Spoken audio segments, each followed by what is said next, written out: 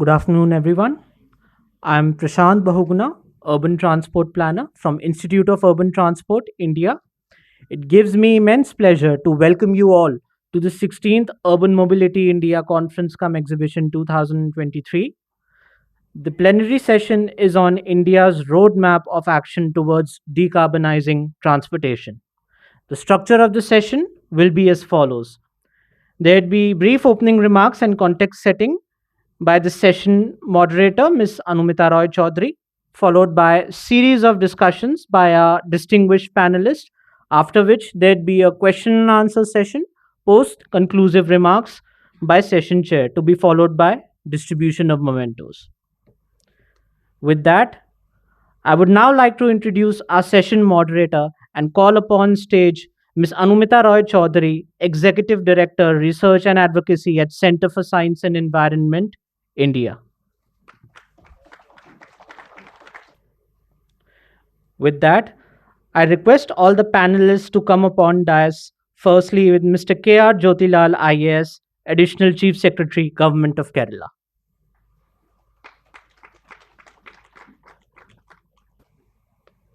Next, Mr. Sudhendu J. Sinha, Advisor, Infra Connectivity, Transport and Electric Mobility, Niti Aayog. Mr. Manish Gupta, Executive Director, Electrical Energy Management, Railway Board.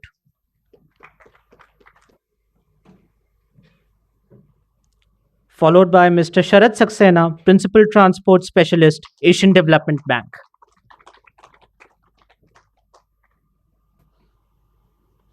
And lastly, Mr. Madhav Pai, CEO, WRI India.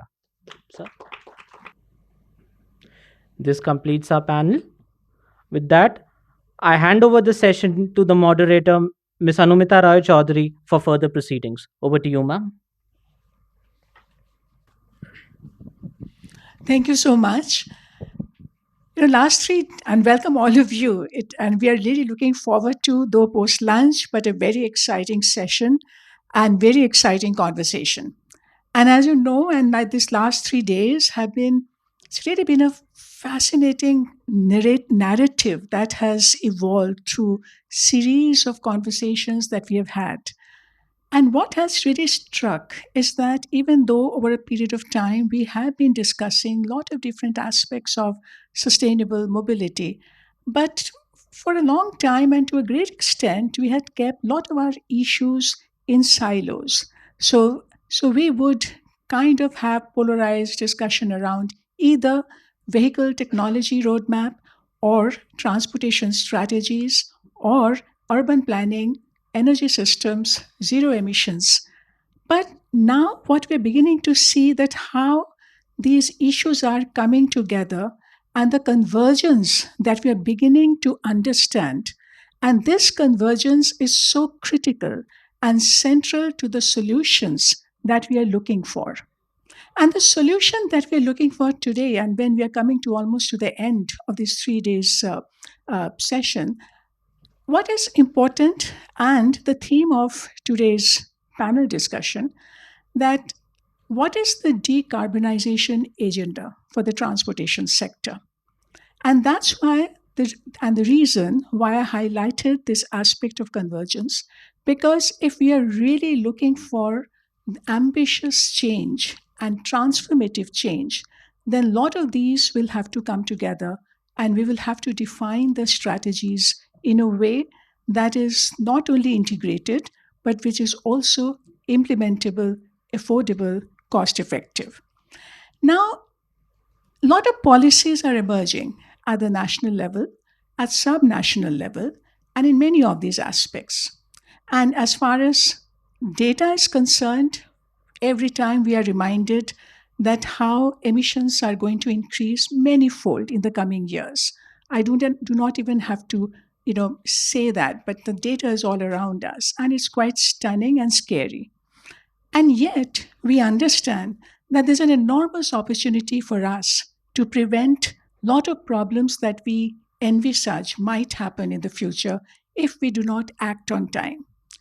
Now, when we look at the policies related to sustainable transport as it is emerging, when we also look at what India has committed to do and in its what it has stated in its submission to the UNFCCC on its low carbon growth pathways. But the transport, the way it is integrated in that, it has brought together a lot of these issues there. It's talking about integrated transportation, it is talking about modal shift, energy transformation in energy systems. So, all of that is there. But the question for us is that lot of this change and the big part of that change will have to unfold this decade. Question is, are we prepared? Now, there is a lot of sense of encouragement when we see and what is happening in different cities, the grassroots changes that have already begun to take shape.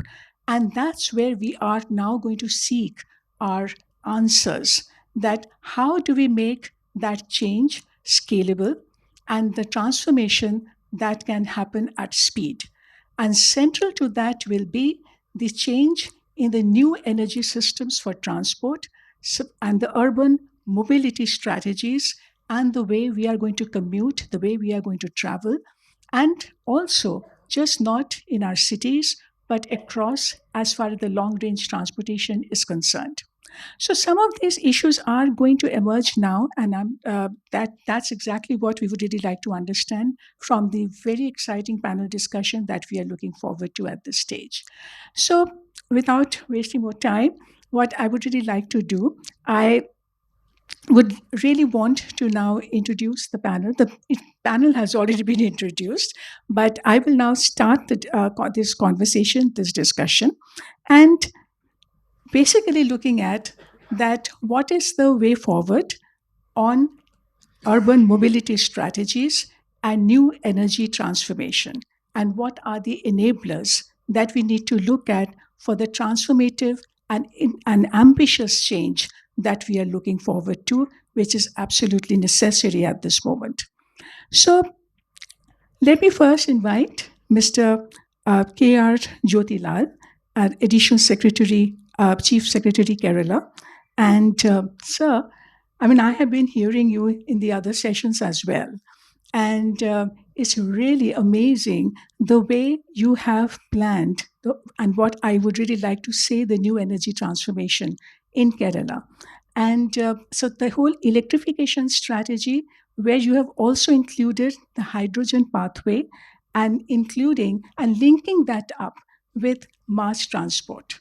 And that's exactly what we would really like to understand from you, that what are the enablers you are looking at, how would you make it cost effective, how the transition will be enabled, and how the industry is going to participate to respond to the new agenda.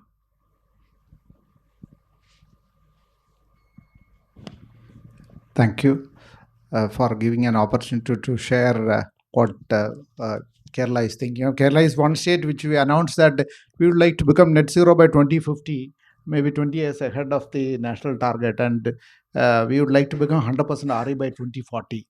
So that means we need to have a plan for the RE side, which probably World Bank is helping us in preparing. We have got 60 reservoirs.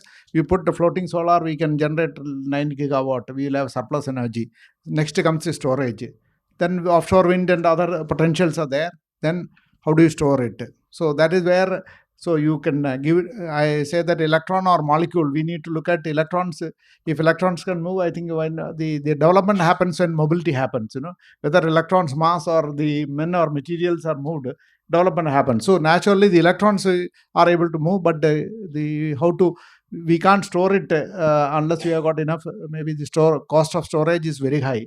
So that is where the alternative as hydrogen as a storage medium was emerged. We brought the EV policy by something around 2019. We brought it, two-wheelers, three-wheelers, cars, it's picking up.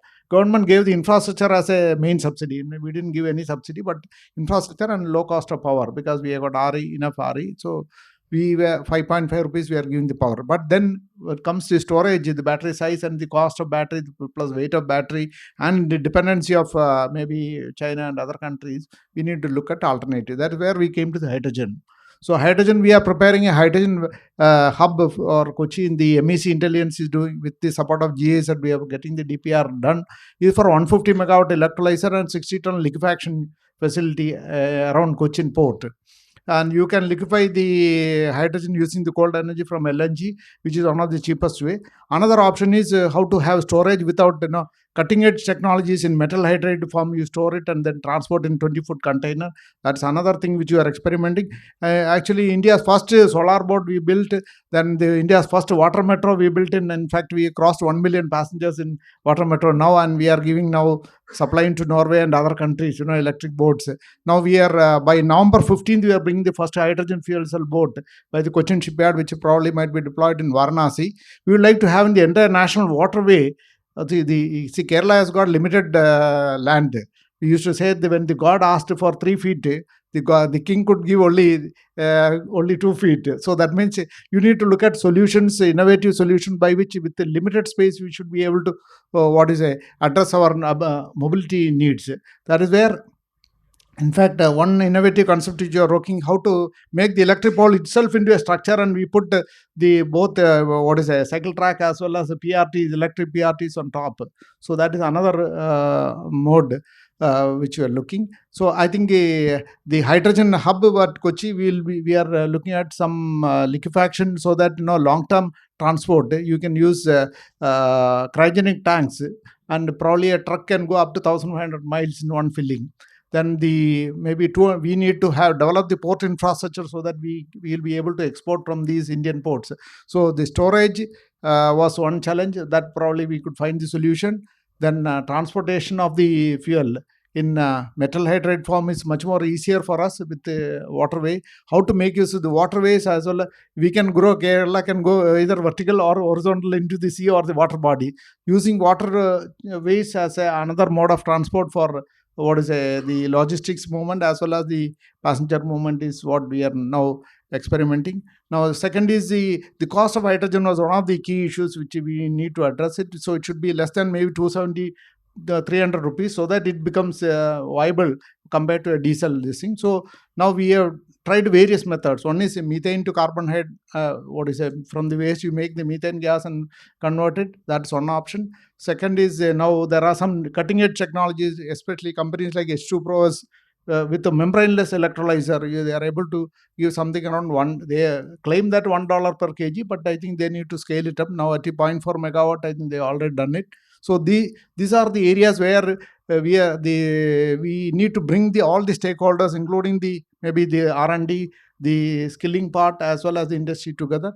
Hydrogen Valley is one project for making it happen, where the triple helix structure of all the three players to come together, so that we will work out the solution to make it the cheapest hydrogen in the world.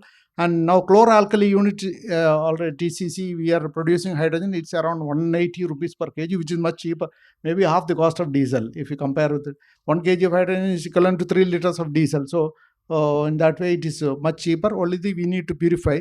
And then fuel cell is one slightly costly. Maybe Indian market is we may not be able to afford it. But just like the solar, the same thing is going to happen in the fuel cell side also. But as a first step, we are looking at HICE engine so that it is maybe 10 to 12 lakhs. You can convert any of the CNG engine into hydrogen. Then retrofitting. In fact, today only Honda has come forward with the retrofitting of the electric bus with the fuel cell pilot project. So we are setting up a center of excellence with all the industry and the academia and the R&D institution, so that these, which are the missing links or the cutting edge areas where we need to find the solution, we can find out. And then ethanol, biomass, we have got enough biomass. So biomass to energy, cellulosic, you convert into ethanol, and then ethanol to hydrogen, ethanol to sustainable aviation fuel is another area, because aviation is one area where a lot of emissions is there. So that is another project which we are working. Then methanol, so ammonia, methanol, ethanol, these are the three areas where you can find a sustainable solution. But ammonia has got its own systems are already in place, import, export, all those things are there. But NOx is one issue. Methanol, the cost of investment is huge. But ethanol in that way is a much safer and easy to transport. Ethanol you can convert in and what is convert to hydrogen or SAF.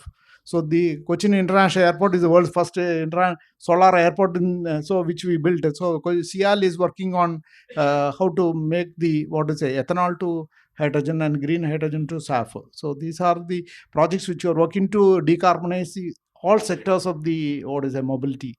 And you need to have integrate everybody. That's why the digital platforms. That's our vision is zero cash, zero congestion, zero emission, zero waste. Because zero cash means digital. You go digital. You go for open network, whether it is energy sector, open energy interfaces, so that all the charging centers can be used by any of the OEMs. So similarly, open network integrate all modes of transport, so that seamless integration between various modes of transport, etc. Then zero emission and zero congestion, so that you plan the cities and have urban plan will integrate with transport planning, so that you reduce the congestion. Public transport becomes more affordable and better quality, so that it's a better place to live. I think this is our vision and we are working towards that. I think to the extent whatever we have done, we are happy with that. That be a lot many things to be done. So Hydrogen Valley and this hydrogen hub and center of excellence which we are planning will be able to address these challenges which are coming. Technology is evolving, we are also evolving. There are a lot of disruption, so we are ready for the disruption. Thank you. Thank you so much. Listening to you, it just seemed that how Kerala is actually emerging as a very important incubation center for many new generation technology and fuels, and is going to present an amazing learning curve for the rest of the country. So we would certainly look forward to your success, so that because that is going to create the template for transformation for the other cities as well. So that was an amazing message to all of us. So from there, therefore, so what is happening at the grassroots city and the state level? Clearly, we also need now a very strong national framing of that. How do we want to move forward, the future pathway? And Mr. Sinha, I mean, you have been at the helm of it, and especially driving and steering the whole electric mobility agenda in this country. And from you, I mean, it would be great interest to know that over the last few years, with government policies, we have seen considerable maturity in the market now, at least in some segments, the small vehicle segments. And today we are now at the crossroads. So there is some success of the past, some learning from the past, and now we have to design the way forward. So, from your perspective, what has been the learning? What do you think are the success? But also more important, what you consider to be the key policy gaps in the way we are doing things now, and what needs to change. So now, especially when we have to design the new FAME 3, we have to think about promoting battery technology and manufacturing, charging. So keeping everything in mind, how do we need to go forward?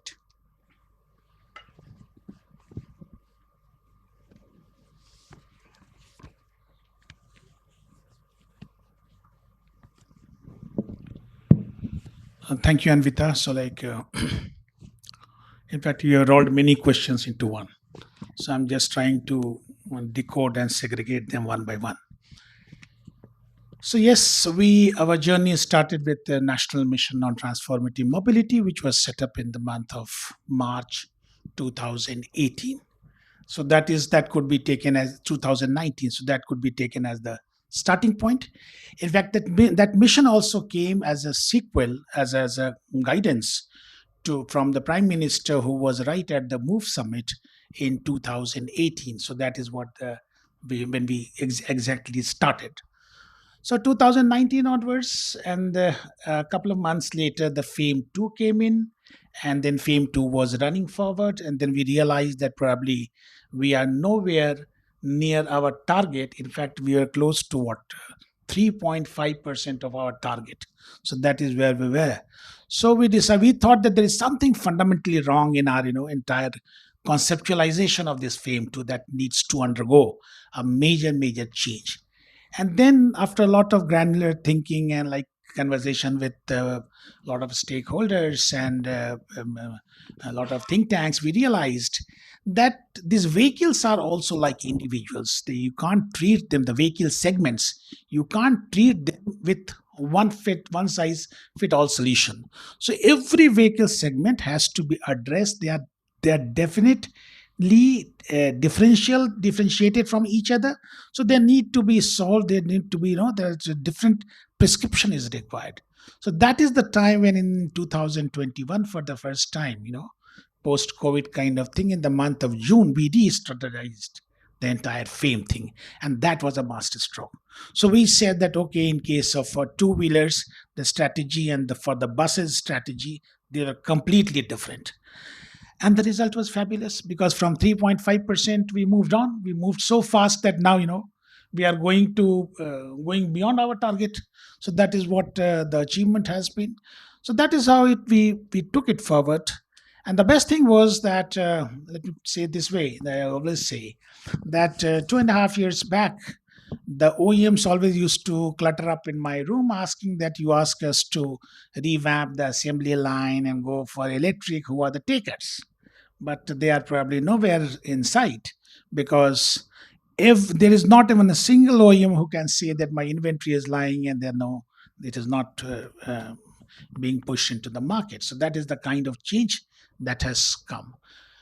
The bus story, India's bus story, has been fabulous.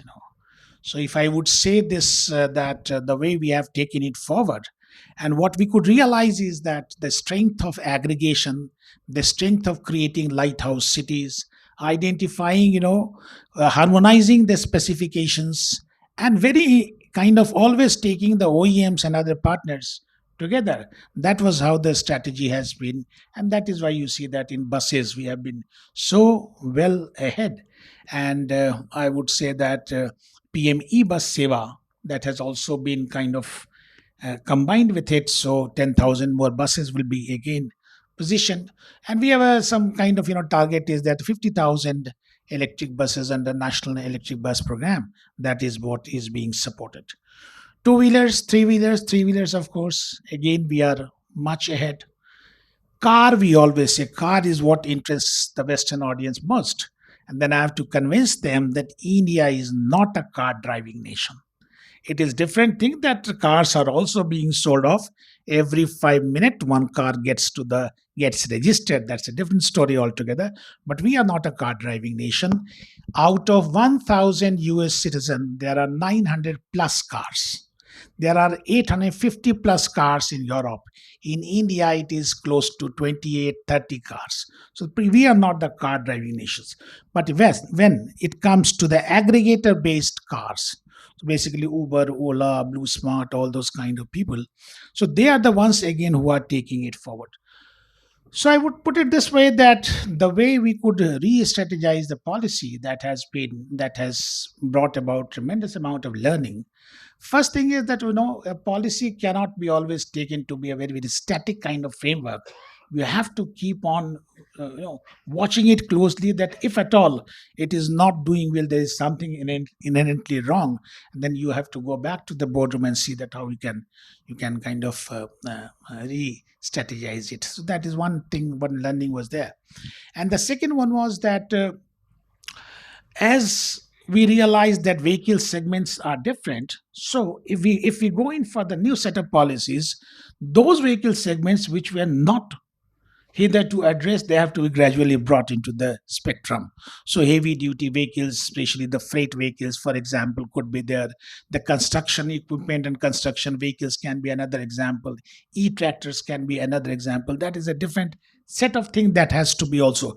And then we also realized that, for instance, Kerala experience has been there, that the charging infrastructure, the enabling infrastructure, I should put it this way, that is very critical. So rather than incentives, focus has to be more on the enabling infrastructure also. So that is also a kind of learning as we have moved on. But it gives tremendous satisfaction to tell you that the way India has moved, I will not say that in terms of percentage to the total vehicle, but in terms of absolute number, yes. In terms of speed of transition, yes. We have been absolutely fabulous. And the best thing is that our strategy our strategy is very clear. At the national level, we have just very few flagship schemes. So there is a FAME and there are two PLIs. That is all. But we have encouraged states to be a partner to it. So, and it is very, very, it's not so easy task, because what you are attempting is to change an individual behavior. So Niti almost struggled for 29 months in conversation with 36 odd states and union territories. And after 29 months, one state, Karnataka, in the month of September 2017, they were the ones who said that, okay, this is our EV policy. But then if one is there, then the movement starts. In next 29 months, another 9 joined. In next 23 months, another 19 joined. And today, 33 out of 30 states, they are having state EV policies. So this is how we have moved forward. Let's see what the national aspiration is. National aspiration is not only to transform India into an EV using nation alone. We want to be global manufacturing hub straight. So when you see the economic survey, it is so clearly written that from 2030 onwards, our annual production and sale is expected to be 10 million vehicle units a year. And the CAGR that we expect till then, from now onwards, it is close to 49%.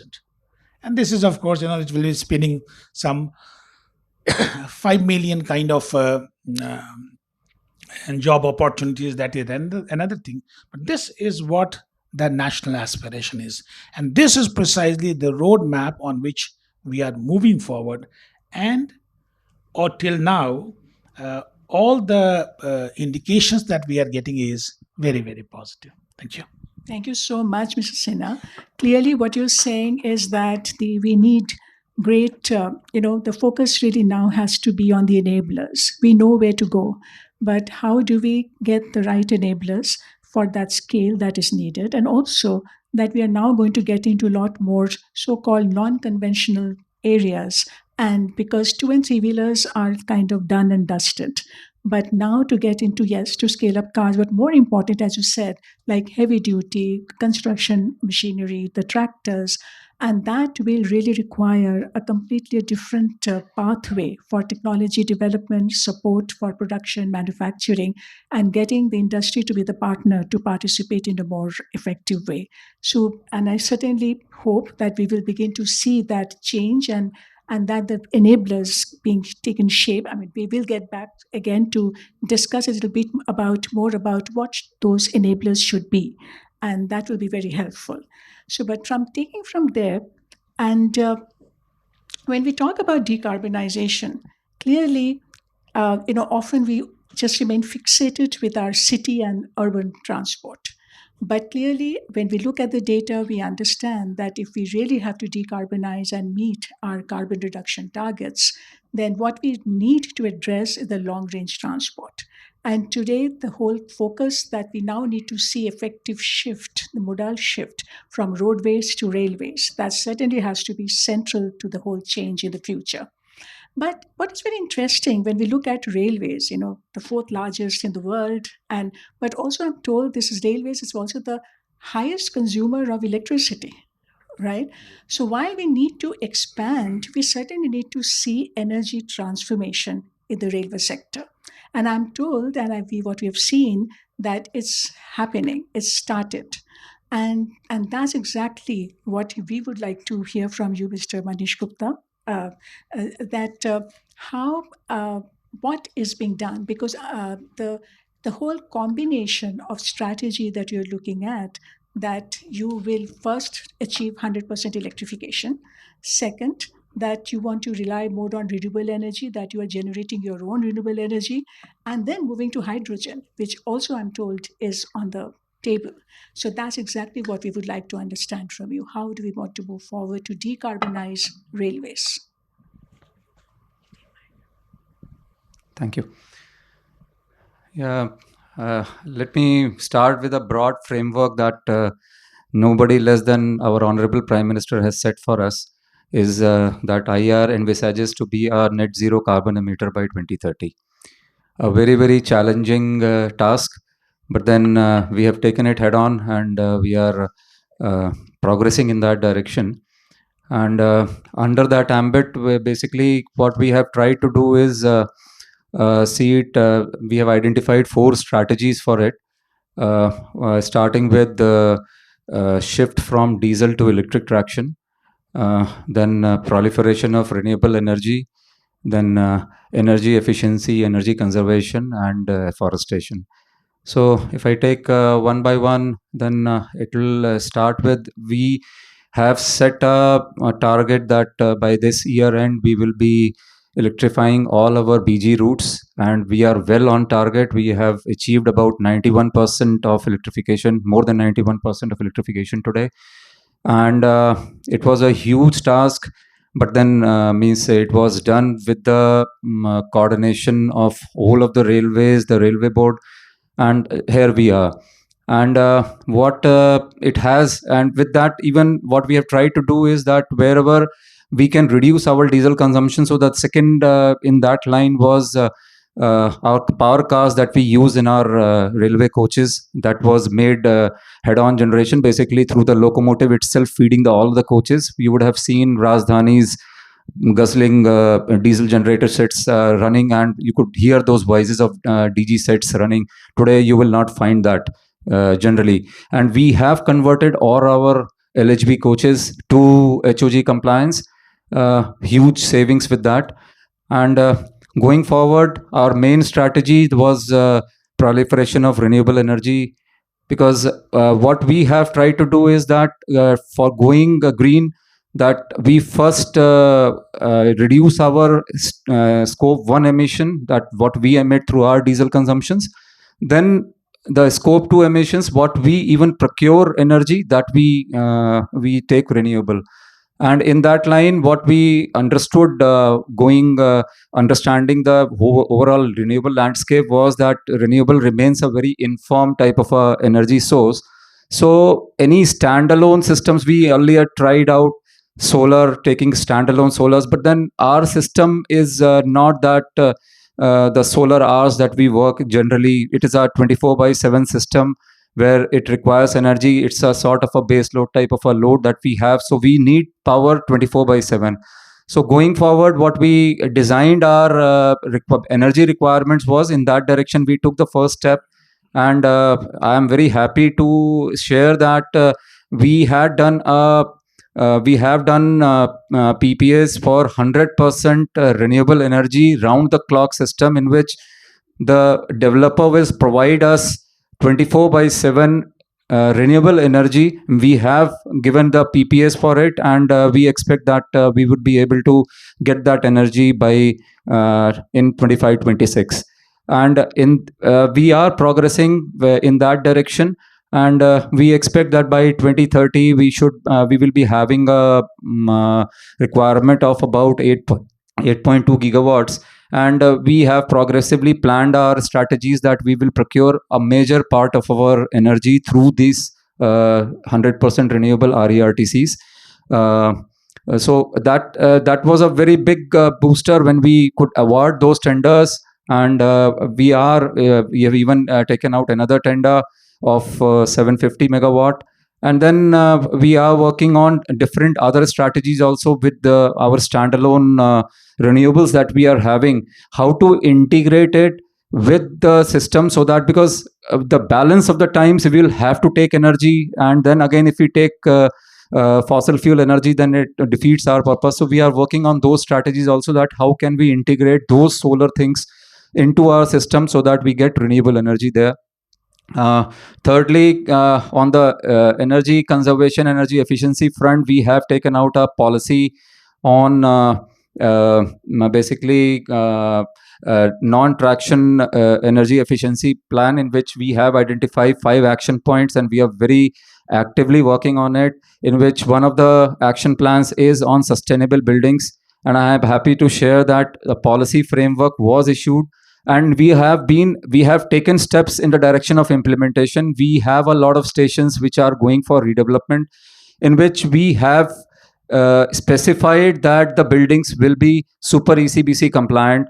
And with this, we will be able to save about 50% energy from a conventional building that if we had used the normal consumption norms, the building norms. So that was a very big fillip. then and we are means it has been the tenders which are coming out will be all having super ECBC norms. Similarly, on the we have a lot of these are all small things, but then they generate a lot of traction for actually taking the things forward. Like this smart and smart super ECBC framework. We expect that we will be in cumulative terms by 2030 about 1 billion units of energy we will be able to save. Similarly, the second thing that we were trying to do in this was that we have railway is a big organization. We have a lot of electrical assets that we have. So like pumps, buildings, lifts, escalators, all these things are there. So what we are trying to do a umbrella a framework in which all these things through IoT devices will be basically channeled to through a central system which will be having a control and monitoring features. And again, with the latest communication protocols with all safety features built into it, we expect that something like 50 or 1,000 devices will be integrated into it. And the first phase of that action plan has already started. We are in those tendering stages. We have done our pilot successfully through our agency, Chris, which is handling the software part, and the railways are implementing the hardware systems into it. And means the pilot has given us a lot of confidence that we will be able to do it. And there are a lot of along with CDOT also we are working that a communication protocol, which is the latest 1M 2M protocol, which we are following in this system. Similarly, we have mandated in our framework now. Earlier, we had been telling 3-star rated products. Now we have told all procurement should be B 5-star rated equipments we should take. Similarly, on the this basically power quality things, the APFCs, we are trying to see that all the APFCs, we automatic power factor correctors that we put into the systems, so that our power factor improves, and that also ultimately will save us energy also. And last but not the least is afforestation, because one is planting trees for the environment, but then we will have some of our energy which will be through thermal sources because of our long-term PPAs in that direction. Some of my seniors and friends had been at that point of time, it was a master stroke. Today we think that how we will be able to obviate those emissions that are coming through. So we plan that we will be doing afforestation on a large scale, so that we are able to offset those emissions also and use that power also, which will be useful for the country itself. I think that should give a broad perspective of what Railways is trying to do on the net zero carbon emission. Thank you. Thank you so much. This is fascinating. And, when listening to you, what struck me that, often we just keep our view very confined to what the traction energy, the locomotive is emitting. But to take an energy ecosystem approach to your entire operation, including your build structure, to reduce the energy intensity, not only of the locomotive, but also the way the entire ecosystem has been created for railways. And keeping in mind that railways also now going for major station redevelopment. So therefore, including energy efficiency in build structure makes so much sense. And I think that exactly is the kind of life cycle emission approach is what we now need for decarbonization. I'd just like to add one more thing, that our scope 1 emissions, I was just trying to study that how we have progressed. We have done a lot of electrification. So vis-a-vis 2018, if I see the scope 1 emissions, I was just and seeing the data. Vis-a-vis 21, if we see 21, 22 vis-a-vis 18, 19, I saw that we were on the scope 1 emission front. We have been able to, if we were in the business as usual mode, we are having a saving of about 77% today. The scope 1 emissions that we have done, a reduction. Absolutely. Thank you. So now, Sharat Saxena, Asian Development Bank. So, what we have been hearing so far, you can clearly understand that the agenda is hugely big. right? So from what we need to do at the state level to the national level for energy transformation, for sustainable mobility to long range transport. But this also means a huge bill. It really means a huge cost. And already, whatever estimates we see about the kind of finance requirement for that transformation, it just runs from billion to trillion now in this country. And only to some extent, we have been able to look into specific mode oriented financing like metro.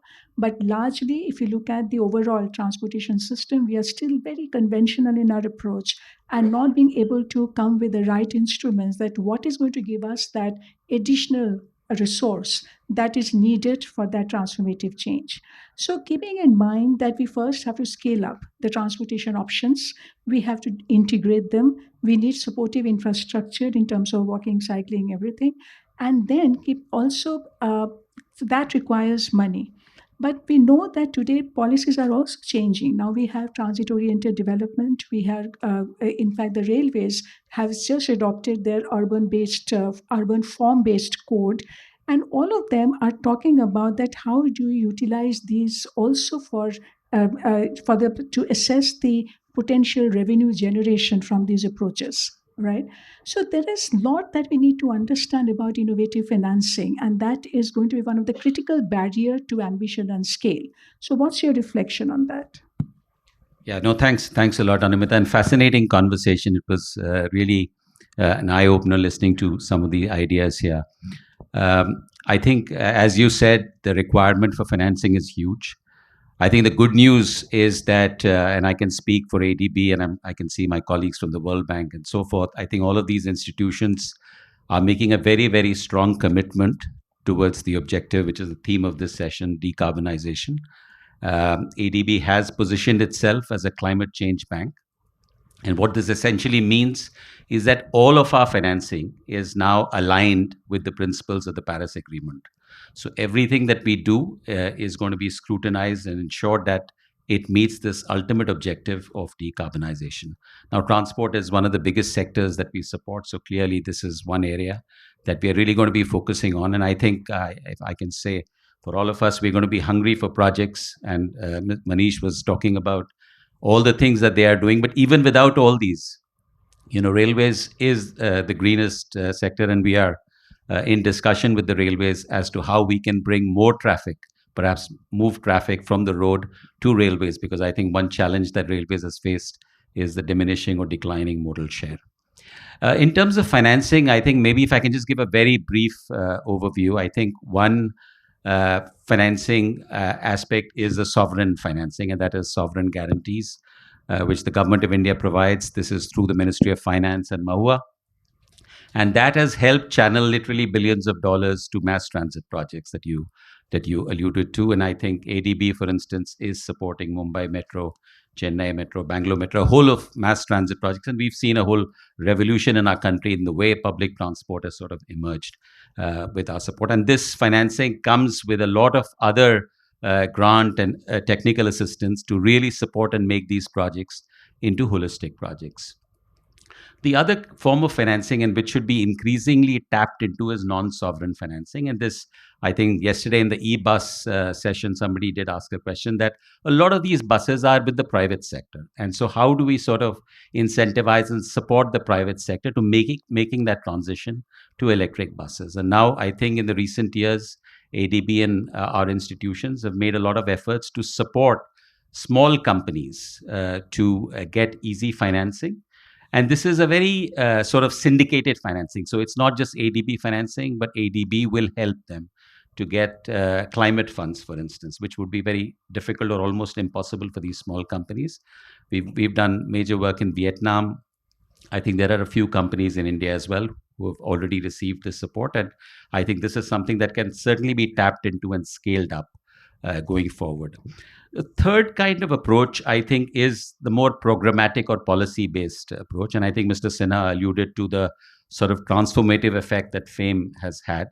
And that is an area, ADB has been supporting the government of India in a number of flagship programs, Amrut or Swachh Bharat and so forth. And I think the most recent is discussions with the Ministry of Heavy Industries for FAME 3, and a massive 1.5 billion support is being talked about. So that, I think, is another sort of approach that will really help bring a transformative change. Very quickly, I want to touch upon the TOD and these aspects that you mentioned. And I think this is a very critical area. I mean, if you want to really make these projects self-sustaining, then you need to bring in these elements and make them part of the project. We've come a really long way. I think working with so many state governments and so many agencies, I think a lot of work, a lot of understanding, and a lot of initiatives have happened in the case of TOD. I think what we are missing and what I think we should see next is how do we projectify it? I think in the inaugural session, the minister alluded how we've come such a long way in terms of transit development with Calcutta Metro. He gave the example of Calcutta Metro that it took 50 years to build these about 50 kilometers. And now, a similar project would take perhaps 4 or 5 years. So I think a similar transformation should happen with urban planning, integrated planning with these transit projects. At the moment, a lot of this is retroactive. A lot of things are in the gray area. I think the managing directors of these transit companies really struggle. They are added on, then the financing is looked at. And I think that kind of transformation that has happened with developing transit in our country, if that can also be integrated with urban planning, transit-oriented development, I think that will give a big boost and really make these projects, financially viable and really incentivize them and make them happen. Let me stop here. Thanks. Exactly, Sharad. That's what we really require.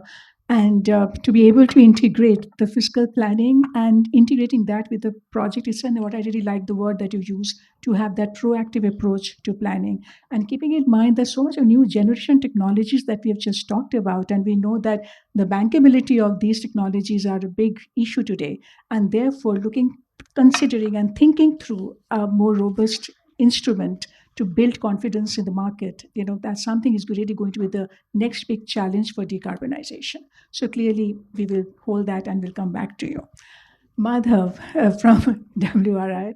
And so you have been at it for so long, and you have been pursuing and pushing for the decarbonization agenda at the city level, at the national level, at the global level. Now, you can see there's so many different pieces now beginning to come together, whether that's clean energy, technology transformation, urban planning, and all that we have just discussed. But what's your sense that, yes, the investments have started to flow, things are happening, but are we still there to catalyze that big change? Are we seeing that, what is the system change that we now really need to look at to make it really happen on ground? Because ultimately now, we have broken some barriers of getting the right policies in place, building support for the right principles of change. We are even beginning to see money flowing in, but still, what is it that going to take to see the real implementation on ground?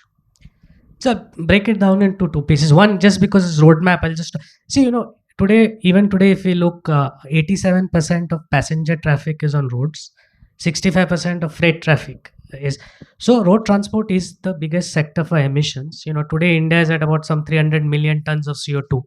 If we do nothing, we'll get to 1200 million, 4 times it will increase, right? So if the net zero 2070 has to happen, you're talking about actually getting to levels that are below today. So that's sort of the big picture. There are 5 broad strategies, right? Electrification, really 50% of the opportunities in electrification. Then there is modal shift and integrated urban planning, that conversation. Alternative fuels, we talked a little bit about hydrogen, other things. So alternative fuels, improved efficiency, and then sort of, so these are sort of the 5 broad strategies that need to be done. But if you think about it, the kind of investment that is now coming, right? So Sudhenduji talked about 50,000 e-buses. If you actually talk about the private sector buses, we're talking about some 300,000 e-buses. That's 300,000 crores, right there. Metro, if you just think about it, now 2,000 kilometers, it's another 4 lakh crores. So this is the kind of money that is already coming in. Electrification is happening. Probably electrification will happen on metro as well. How do we make sure, as Anumita is talking, this is inclusive, it actually makes cities walking, cycling, public transport friendly? I think these are going to be the challenges. And this is the opportunity. How do we make sure that this big, massive investment that we are only going to make once in our country, we are able to also, with the electrification opportunity, with the decarbonization opportunity, how do we make sure we also make our cities more livable, more walking, cycling, public transport, right? That is the challenge that we have to think. Broadly, I mean, this is sort of the big picture. I'll get to some very specific things that I think we can do in the next 5 years, right? So, see, on e-buses, I think it's fantastic that, the commitment is there. We have not been able to do the digital transition in public transport, right? Even today, not even 10% of the tickets actually happen by digital form. I mean, we are still paying cash. India has done this whole digital public infrastructure movement. How do we make sure that, this, with this electrification, and now that we are going to bring private operators, how do we make sure that that digital transformation happens, right? And there, can we think about a mobility stack? Can we use this DPI approach, think completely differently than building ITMS systems for each city, to building some kind of a digital infrastructure for mobility? And I think that's a clear opportunity that I think this is the window to do it, right? Next 6-12 months, and there's a big support from government of India on this front. Second, I think we are saying private operators are going to run public transport. That is the commitment for these 50,000 buses. Today, there are barely 10 big operators in the country. If we are saying that we need to run 50,000 buses, we at least need 1,000 operators. Because we all know, and from other global experiences, that if a single operator runs more than 500, 600 buses, then he also starts to get monopoly. So if we want to make sure that does not happen, how do we go today from 10 operators to 1,000 operators in the next 3 years? This is one of the big challenges. And so there, it's really about market creation. How do we make sure the finance comes beyond sort of the finance that ADB and World Bank is bringing? How do we bring this private sector finance to be able to actually create these companies that will actually run these buses, right? That's a big challenge. I think the PSM will, of course, do. I think it's a great initiative, but PSM is a short-term thing that will hopefully create the sort of financial discipline in the sector, so that interest rates come from 10% to 8%. Operators can take loans for 15 years instead of the 5 years that you can. That will reduce the cost of operation substantially and make it much more viable. So I feel like on e-buses, these are the three big things that need to happen: with the electrification, the digitalization, the creation of market operators, and then sort of really the fiscal discipline that reduces the borrowing. And so similarly on metro, right? I mean, I feel like we've spent substantial amount of money on metro. Unfortunately, today there is no household survey that talks about travel behavior where we are able to actually measure the improvements. So can we actually, for the top 20 cities, do a 2% household survey for travel behavior, that then, which is not linked to any investment, right? Because usually when it gets linked to investment, then the necessity to do it in a quick period, etc., is there. Can we do it dealing to investment, so that we have a systematic benchmark that then we can use to then make sure that it is gender inclusive, it is inclusive, all of that. So it's a good moment. I think, a 2% household survey for 20 cities will cost probably 20 crores. Given the scale of investment, it's a very small. I mean, maybe government of India can lead this initiative. Maybe a few similar, development banks can come together, and we can just do a well designed 2%, 20 city household travel behavior survey. If you look at any Western country, if there is a decadal travel survey that happens, and then that becomes the baseline in which you measure the progress of all of that, that allows you to actually improve the systems, etc., to be able to do, so the investment then goes that much further. And so I think this is a good moment for us, right? I think, and the same thing, I think, just how much, so that's, and then of course, I mean, one of the things we have talked a lot about TOD, but I really think, I mean, if we've been trying to put some information on this, unless jobs come next to metro, right? And we have been trying to benchmark employment density in different cities. Bombay is the only city where Bombay, where employment density is, there are 30,000 jobs per square kilometer, 40,000 jobs per square kilometer next to the metro. Bangalore has less than 10,000 jobs per square kilometer. Delhi is also so. Whereas if you look at any of the successful Western metros, everything is north of 50,000 jobs per square kilometer. We have to find a way to bring jobs close to the metro or at the metro stations. It's like, we've been, say, BMRCL can go to Infosys, Wipro, all the four biggest employers and say, at least bring 10,000 jobs at a metro station. Can we do something to bring jobs close to the metro? And I think that will actually trigger TOD much faster than a lot of the other things. So can we think about this as a short term but a targeted strategy where this can be done? Now, last 2 points. I mean, I think freight is still going to be decarbon a big challenge. NITI has started the eFast platform. Uh, I do think Government of India set up the Center of Excellence on. I think that's really progressive thinking. I think the fact that we were not even talking about e-buses and today we are talking about electrification of heavy duty trucks. Is a massive leap, and I think this initiative of setting up that Center of Excellence on technology transition, etc., is a great move. I think we need to do a lot of. One last thing I'll say, the same thing. We have 2 to 4 million e-rickshaws. Today we are using Chinese technology, not suited to our temperature, to our dust. Lead acid batteries. We are using, say, 4 million lead acid batteries every day. This is a huge opportunity for innovation. Can we create a center of excellence for e-rickshaws, right? Where just similar to what has been set up for trucks, because we are going to be able to build that next generation e-rickshaw, which is really sustainable, which really provides that last mile connectivity, and which is built with indigenous sort of, maybe zinc based technology or something, which is much more simpler than sort of a lithium ion or something. So I think some of these things, I think some slightly longer term view would be very useful. But yeah, I'll stop there. Thanks. Fascinating. Thank you so much, Madhav. You've really touched upon a lot of critical aspects of that change that we are looking for. Just one point that struck me, that when we talk so much about, and that's a lot of conversation around, we've heard, that so much focus on how do we scale up the hardware of the transport. The technology, whether the bus is coming, whether the metro coming, are you making the walking and cycling infrastructure? But not very often we ask the question, is the community really becoming transit oriented? Right? And that's the point that you really touched upon, that are people coming, living closer to the transit? Are they using it? Are you asking people whether, what they need to do and then refine the system accordingly? I think that will be very important to this whole change that we are looking for.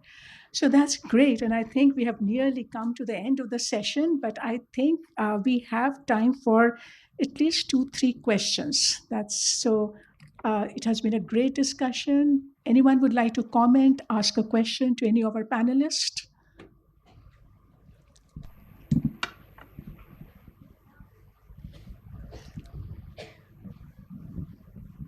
Please.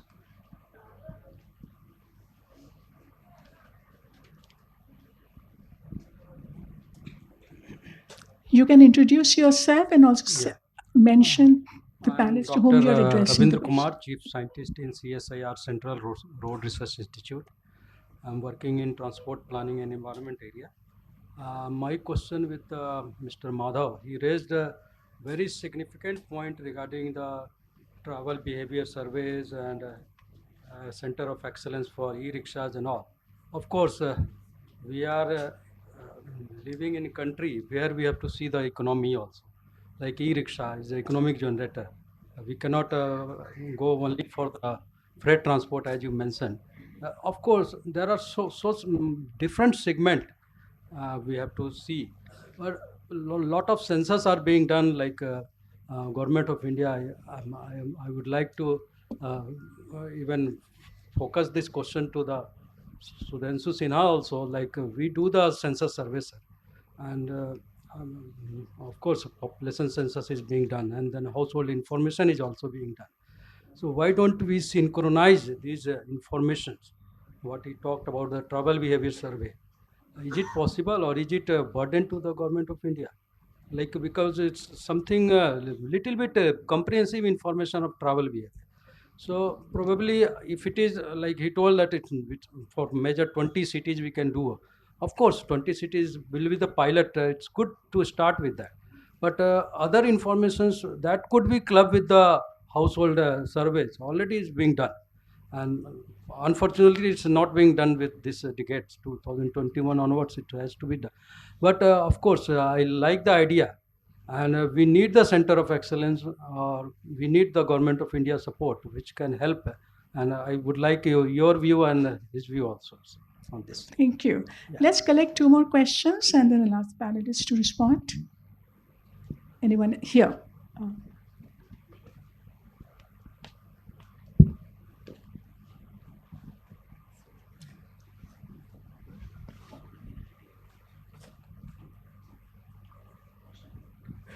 Yes, hello, Dirk de Jager, City of Amsterdam.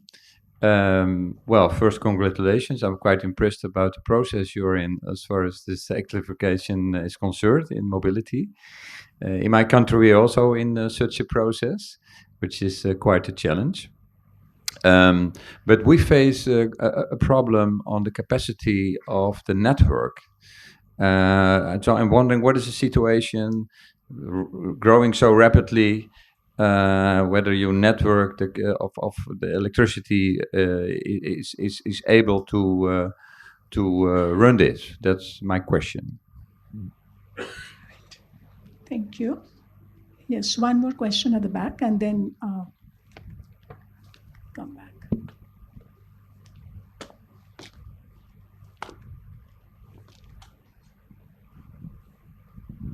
Hello, I'm Rasna. I'm an architect and I'm from Delhi. It was very heartening to hear from Mr. Jyotilal about the efforts the government is making there. It was very impressive. I'm asking a very, very basic, it's been quite confusing me, this thing about the electrical vehicles, very fundamental questions. Maybe the experts on the stage can answer my question. Firstly, when we talk about electrical vehicles, electrical energy in India, I just want to know what the source is when we're talking about it's a clean energy. Is it really a clean energy in India? I know in Kerala it's coming from renewable sources, so that's very nice and heartening to hear. But the rest of India, where is this energy coming from? Secondly, when we talk about batteries, the sourcing of the vehicular batteries, electrical vehicle, we know lithium and silicon, the way they're mined, it's extremely energy intensive, leading to pollution itself. So, is that really the right way to go? And thirdly, the end of cycle, what happens to the batteries at the end? Are we really talking about these, thinking about these? So, that's been confusing me. So, it'll be great to hear what the experts think. Thank you. Thank you.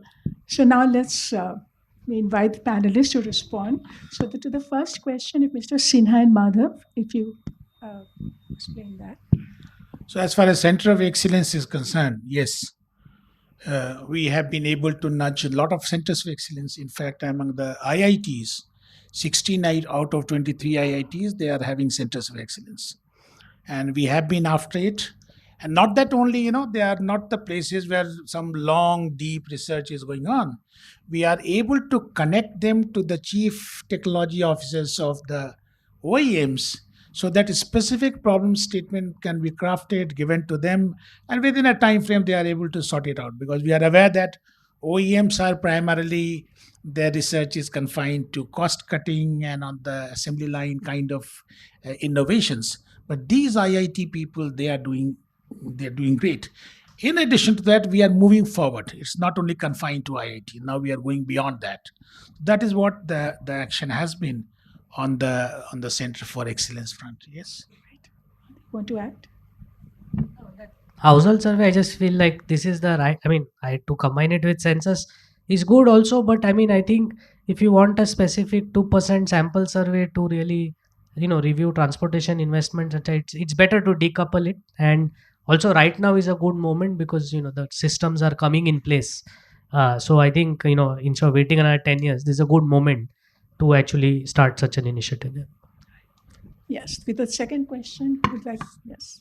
So that relates to grid stability basically, and network strengthening of the electricity network. So like, the place where we are discussing it right now, on the either side of it, 10 kilometers away from here, towards the Gurgaon side, there is a charging station where 100 cars can be charged in one go. And towards this side, another 10 kilometers, 100 buses can be charged in one go.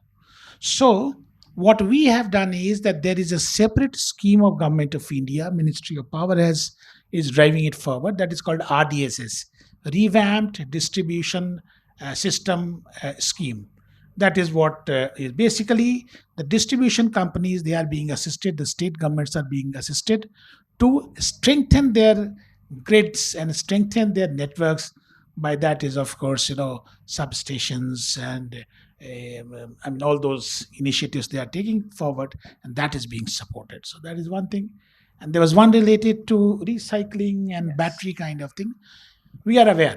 It's not that we are, we know that what all challenges are there. So yes, we are aware that if in an advanced chemistry cell, it has got a lot of critical minerals and stuff is there that has to be extracted. So recycling ecosystem is being set up into the country. There is a specific, charge this thing. There's a guideline that has been issued by MOEFCC that how these batteries, the one which are end of use kind of thing, how the entire process has to flow through. So that is the entire protocol is there that how it is to be collected and everything is there. But that's a challenge because till now the collection mechanism has been into the informal sector. How to formalize that informal sector, how to take it to an upscale recycling unit where the extraction and the processes are standardized, and the material which is taken out, that is of the battery grade, and it is taken back to the production process. So this entire loop is there. So what I am trying to tell you is that the recycling and the circular economy, so among the 13 sectors of circular economy that the country has been working in last 1.5 to 2 years, there is one which is exclusively dedicated to lithium ion, and of course that responsibility has been given to Niti Aayog and MOEFCC. This is how we are going ahead with it. So, Jyotilal, would you like to respond to whether EVs are really clean? Yeah, in fact, regarding, I think maybe I will combine the second and third.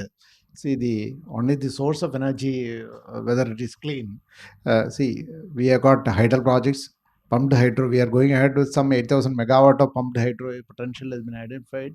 Then thorium we have never used. We are exploring whether how best you can make thorium based ASMR technology is now there in Canada and US. So another biomass we never thought of. Biomass to energy is like biomass to ethanol to hydrogen to SAF. It's quite possible already. Companies like Axiom have come forward. Then vehicle to grid is another thing which we are working now. Probably the standards might be out. Then how do you, instead of mass storage by masses, which might be cheaper and which will be additional income for the vehicle owners. Then solar, offshore wind, we never thought of. Now I think we are tied up with the Norway's worldwide wind for a floating windmills, which will the anchoring cost will be one of the lowest. I think this.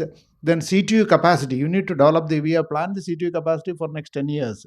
So whatever the requirement, even for the export of green hydrogen or ammonia from Indian in the ports in the state, we have already developed. We have prepared the roadmap with the support of GIZ and in a phased manner how you can take it forward.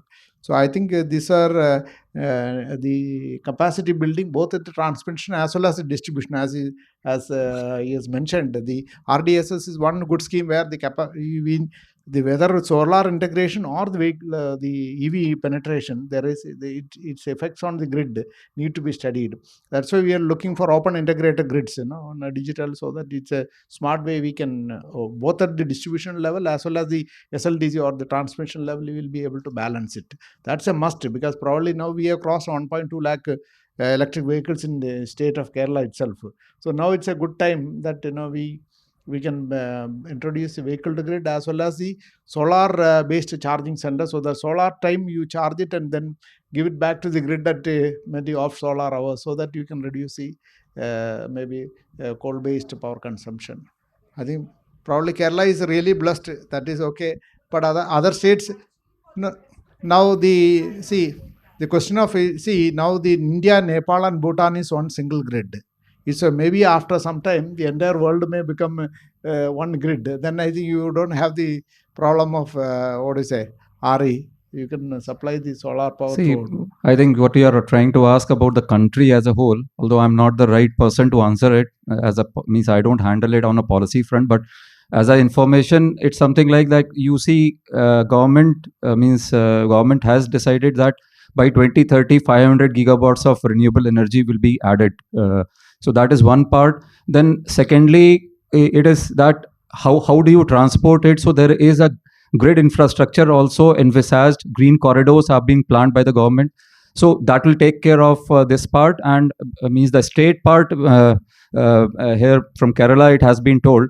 So that is, and then the government has also come out with the General Network Access Rules, GNA rules, which basically transform the way that the energy is basically tabulated, or what do you say, accounted for. So system is under transition. From 1st of October, it has transitioned to GNA. So people are now going to GNA. So it will make the requirements for taking power from the sources or from anybody much more easier than the earlier systems.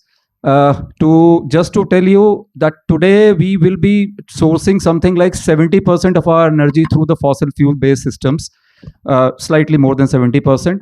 30% in which it's not completely, means renewable, but then it has got hydro, nuclear, everything. So it's around 30%. And by 2030, envisaging it is something like it will go to about 50 types, or means 45 55 types.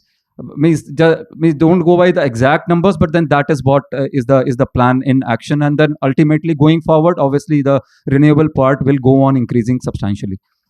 And the other thing is the grid stability, which will have to be taken care of while the power systems are designed. So there again, different actions are being taken, like for ancillary activities, what are the things required. So those all things also, Ministry of Power is working on those lines also. Absolutely. And what really needs to settle on this issue, what we really have to settle on this. The fact of the matter is, as we are going to green our grid, that's going to happen. The greening of the grid is going to happen. And as Mr. Sinha just told me, that both in absolute terms and in percentage terms, share of renewable is increasing. But what is more important for you to understand is that all the data that exists today in India is showing that if you take the life cycle emissions of even existing EVs and existing ICE vehicles, then the emissions of EV is still lower given the current thermal power mix that we have in the country. And the added benefit is that you are making your tailpipe zero emission, and increasingly, as we keep increasing the share of renewable, then without changing anything upstream, the grid automatically will get infused with greener electricity, and the emissions therefore will keep getting better. So in any case, even at your baseline right now, your EVs are giving you much better emission benefits, right? So now I've really been told we just have to finish.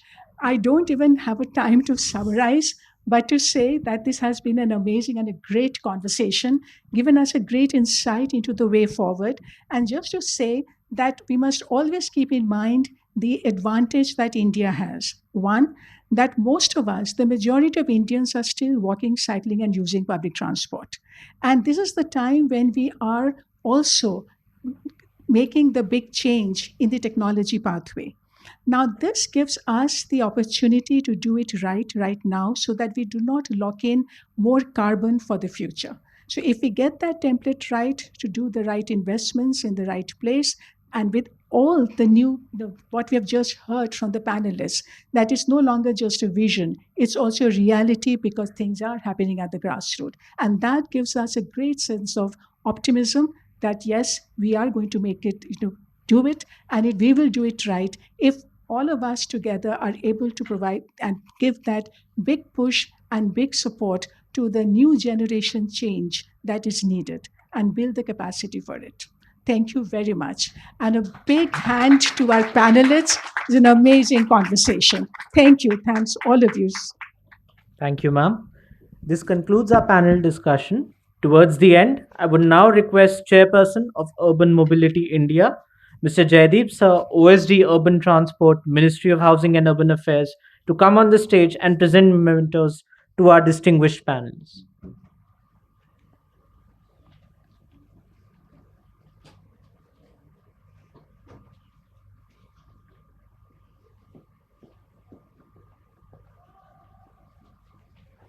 beginning with our session moderator, Ms. Anumita Roy Chaudhary.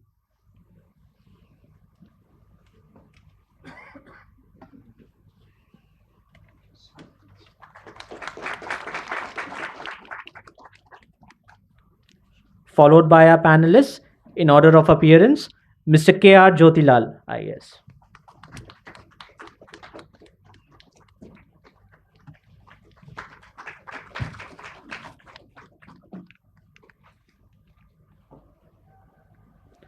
Followed by Mr. Sudhendu J. Sinha.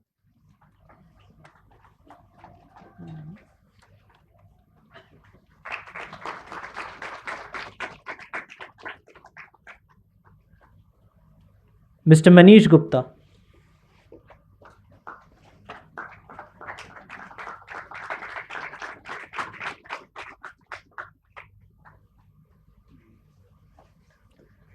To Mr. Sharat Saxena.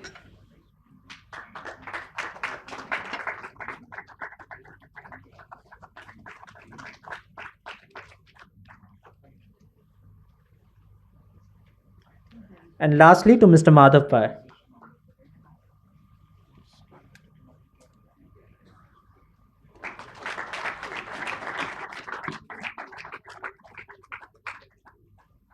So this concludes our plenary session.